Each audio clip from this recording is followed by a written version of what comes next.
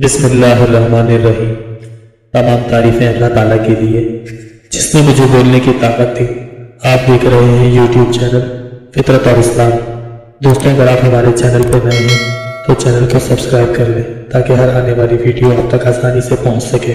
चलते हैं आज के मौजू की तरफ। आज का मौजू है एक चुप 100 सुख। दोस्तों, इस्लाम इसलिए आया है कि आपकी अकल को एक्टिवेट करे और आपको समझदार बनाए। इसलिए हदीस में आता है, मोमिन की फिरासत से डरो क्योंकि वह अल्लाह के नूर से देखता है। दोस्तों, इसका मतलब है जो आपका ईमान है, जो आपका फेथ है, वो आपको रोशन ख्याल बनाता है और आपको बसीरत देता है।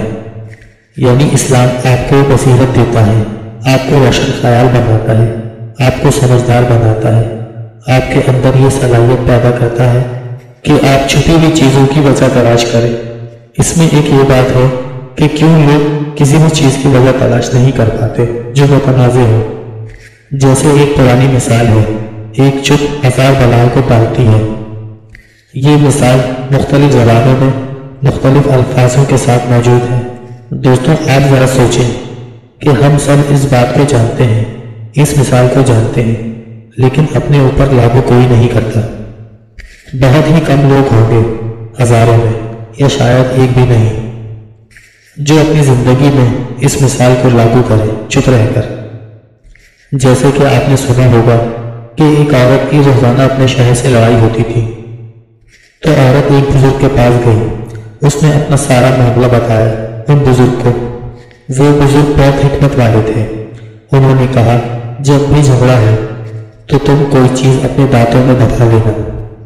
तो उस औरत ने ऐसा ही किया और कुछ दिन बाद बुजुर्ग के पास पहुंची और बताया कि उसका शहर सुधर गया है।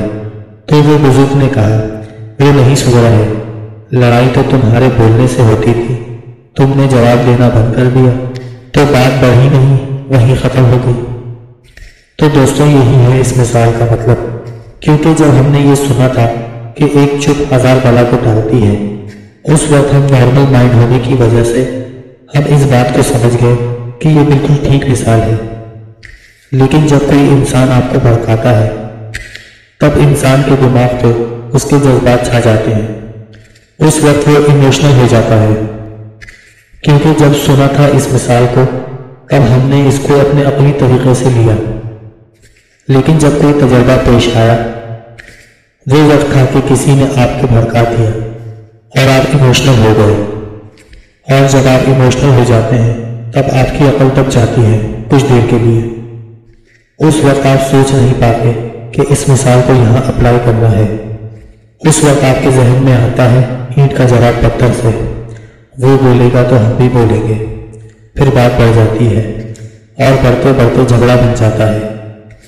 इसलिए जब हम पढ़ते हैं या सुनते हैं कि एक चुप 1000 सुख, उस वक्त नॉर्मल होते हैं और ये बहुत अच्छा लगता है।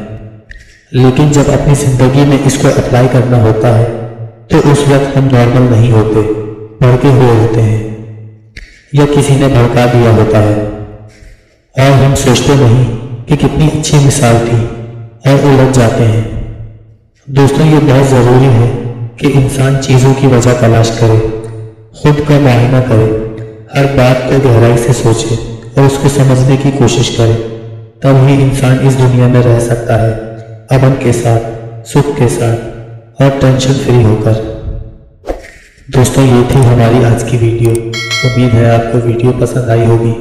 वीडियो को लाइक और चैनल को सब्सक्राइब करना ना भूलें और देखते रहें फितरत और इस्लाम। अस्सलामु अलैकुम।